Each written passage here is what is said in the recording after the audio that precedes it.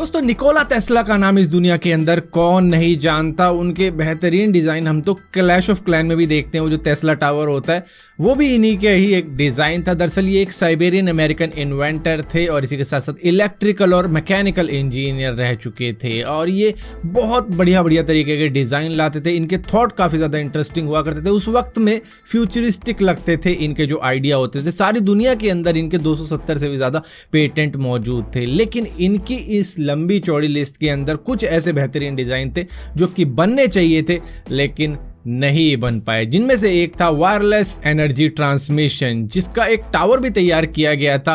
Warden Cliff नाम का एक टावर हुआ करता था, वो न्यूयॉर्क के एक आइलैंड पे बनाया गया था और ये सोच के बनाया गया था कि भैया इसको न्यूयॉर्क सिटी के अंदर भी इम्प्लीमेंट करेंगे, जिसके थ्रू जो ट्रांसमिशन होगा इलेक्ट्रिसिटी का वो एयर के थ्रू होगा। जैसे कि आज वाईफाई होता है ना, उसी तरीके का ये कुछ डिज़ाइन था जो कि शाओमी के चार्जर में अब हम देखेंगे। मतलब वो ट्रूली वायरलेस चार्जर तैयार कर रहा है। फिलहाल के लिए ये था पूरी सिटी के लिए, न्यूयॉर्क सिटी के लिए बनाया गया था कि पूरी न्यूयॉर्क सिटी के अंदर इसको इम्प्लीमेंट किया जाएगा। लेकिन हुआ ये कि इस प्रोजेक्ट को फंडिंग नहीं मिली। ये सिर्फ एक टावर बना और उसके बाद में ये वहीं का वहीं अमेंडेंट कर दिया गया क्योंकि पैसे वैसे थे नहीं। और 1906 में टेस्ला ने भी इसकी होप छोड़ दी थी और 1917 के अंदर इस टावर को तोड़ दिया गया था। मैं तो ये कह रहा था कि भैया अगर अभी ये टावर मौजूद होता ना तो एक हिस्टोरिकल टावर होता और सारी दुनिया आती देखने के लिए, लेकिन किसको पता था कि निकोला टेस्ला इतना बड़ा नाम बन जाएगा। और यहाँ पर ये जो इलेक्ट्रिकल टावर थे इनका काम सिर्फ इलेक्ट्रिसिटी पहुंचाना ही नहीं होता, बल्कि इनका एक और आइडिया था जो था सुपरसोनिक एयरशिप, जो कि इसी से एनर्जी लेता। उड़ने के लिए उसको फ्यूल वगैरह की ज़रूरत होती नहीं। जिस तरीके से सूरज की धूप से सोलर पैनल एनर्जी लेते हैं ना और इलेक्ट्रिसिटी जनरेट करते हैं, इसी तरीके से इन टावर से भी ये सुपरसोनिक एयरशिप इलेक्ट्रिसिटी लेती और खुद को एनर्जी प्रोवाइड करती उड़ने के लिए, वो भी 40,000 फीट की ऊंचाई पे। चाहे उनकी स्पीड 1609 किलोमीटर पर आवर की होती, लेकिन फिर भी उनको ये टावर इलेक्ट्रिसिटी प्रोवाइड करता। डिपेंड करता है कि मतलब कहाँ पर उसको लगा रखा। और इसका डिज़ाइन कुछ इस तरीके का बनाया था इन्होंने कि न्यूयॉर्क से ये लंदन तक जा सकता था ये एयरशिप वाला प्लेन सिर्फ 4 घंटों के अंदर। बस टावर सही पॉइंट पे लगे होने चाहिए थे। अब यहीं पर 1893 के वक्त में इन्होंने एक अर्थक्वेक मशीन भी बनाई थी जिसका पेटेंट भी इनको अप्रूव हो गया था। ये स्टीम पावर्ड मैकेनिकल ऑक्सीलेटर जो कि इलेक्ट्रिसिटी भी जनरेट करता जब ये वाइब्रेट होता। लेकिन जिस बिल्डिंग के अंदर ये बनाया गया था, जब इन्होंने इसको स्टार्ट किया तो ये जो एक्सपेरिमेंट था, इस एक्सपेरिमेंट के दौरान ही वो बिल्डिंग कुछ इस तरीके से हिलना चालू हो गई थी जैसे कि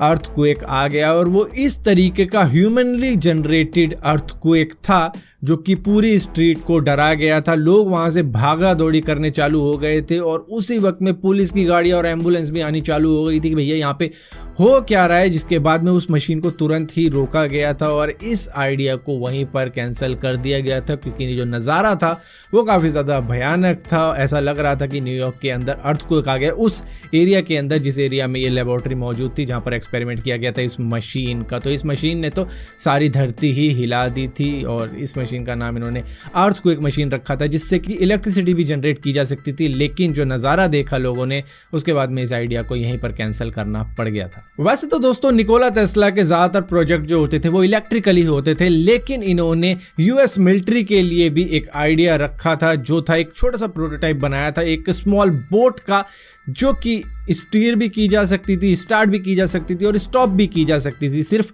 रेडियो सिग्नल के द्वारा। इसका बड़ा वेरिएंट बनाने की इन्होंने सजेशन दिया था कि भैया, जो कि वर्ल्ड वॉर 1 चल रहा था उस वक्त में, कि भैया ये हमें बनानी चाहिए जिससे कि एनिमी में इतना डर रहे कि भैया इनका कुछ नुकसान नहीं होने वाला और तुम्हारा ये कुछ छोड़ने नहीं वाले। इस तरीके की रिमोट कंट्रोल्ड वॉरशिप हुआ करेगी। लेकिन इस आइडिया को भी वहीं के वहीं दफन कर दिया गया था। किसी ने भी इस पर इतना ज़्यादा गौर नहीं किया और मे भी अब जाके इस पर गौर किया जाएगा, क्योंकि अगर ड्रोन देखे जाएं तो ड्रोन भी विदाउट पायलट ही उड़ रहे हैं और कई ऐसे फाइटर जेट भी तैयार किए जा रहे हैं जिसके अंदर पायलट वायलट कोई नहीं होगा, वो सिर्फ रिमोट कंट्रोल्ड वे में ही कंट्रोल किए जाएंगे। लेकिन उस वक्त का ये आइडिया शायद अब काम में आने वाला है, जिस तरीके से यूएस नई चीजें इन्वेंट किए जा रहे हैं यूएस मिलिट्री के लिए। यहीं पर 1933 के वक्त में इनका एक और आइडिया सामने आया था, जो इंसान की सोच है। जैसे कि कोई क्रिमिनल हो गया, वो सच तो बताएगा नहीं, लेकिन सच उसके दिमाग में बंद है और वो सोच रहा होता है जिस वक्त में इन्वेस्टिगेशन चल रही होती है कि क्या बोलना है क्या नहीं बोलना, उसे पता होता है कि सच क्या है। तो उसको अगर निकलवाना है तो उसके लिए हमें एक थॉट कैमरा भी बनाना पड़ सकता है। दरअसल इनका मानना ये था कि भैया जब कोई बंदा आंखें बंद करता है तो उसके रेटिना के सामने वो इमेज आ रही होती है, वो सोच आ रही होती है जो कि वो सोच रहा होता है, तो उसको किसी तरीके से डिस्प्ले करवाया जा सकता है, ऐसा इनका कुछ ख्याल था। और इस कैमरे को कहा जाता थॉट कैमरा, जो कि एक प्रोजेक्टर लगाकर देखा जा सकता था कि भैया ये बंदा क्या सोच रहा है और इसकी सोच क्या है, क्या ये सच बोल रहा है, क्या ये झूठ बोल रहा है, वो सारा का सारा उस स्क्रीन पर देखा जा सकता था। लेकिन वो आइडिया भी वहीं के वहीं रिफ्यूज़ हो चुका था, लेकिन शायद आने वाले वक्त में आ सके। अब यहीं पर मिलिट्री के लिए निकोला टेस्ला का एक और डिज़ाइन था जो था आर्टिफिशियल टाइड वेव्स का। इनका मानना था कि देखो आप न्यूक्लियर चला लो, आप एटम बम चला लो, लेकिन अगर नेचर की ताकत आपके पास में आ जाए वो इन सब से ज़्यादा पावरफुल हो सकती है। तो इनका प्लान कुछ ऐसा था कि भैया समुद्र में जो हमारी बैटलशिप होंगी, अगर वो टाइड वेव्स क्रिएट कर पाई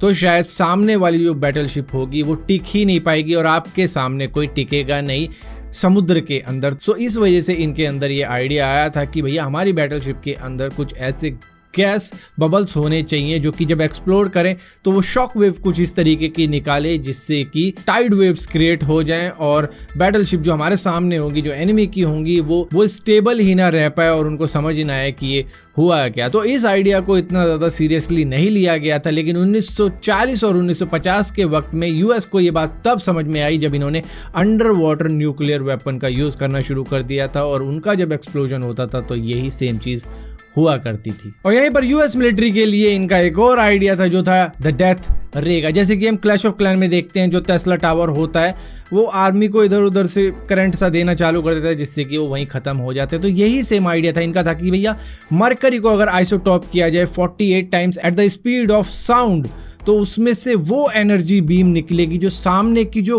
पूरी की पूरी आर्मी होगी उसको ही डिस्ट्रॉय कर सकती है। ऐसा झटका देगी उन आर्मी को जो कि अच्छे खासे डिस्टेंस पे भी हो तो भी वो मर जाएंगे। तो ये भी इनका एक आइडिया था जो कि शायद सोवियत यूनियन ने ट्राई भी करने की कोशिश करी थी, लेकिन वो ठीक तरीके से कर नहीं पाए थे और यूएस ने तो ड्रॉप कर दिया था ये आइडिया। तो क्यों किया था ये नहीं पता, लेकिन ये सारी चीज़ें थी और ये कुछ इनके आइडिया थे जो कि काफ़ी ज़्यादा फेमस हुए थे, लेकिन यूज़ आज तक किए नहीं गए हैं और किए भी गए होंगे तो बहुत छोटे स्केल पे किए गए होंगे। इनके तो विजन ही काफ़ी ज़्यादा बड़े बड़े हुआ करते थे। तो फिलहाल के लिए इस वीडियो के अंदर इतना ही था। अगर वीडियो आपको पसंद आती हो तो इस वीडियो को लाइक जरूर करना, शेयर जरूर करना और इसी तरीके की और भी वीडियो देखने के लिए इस चैनल को सब्सक्राइब जरूर करना।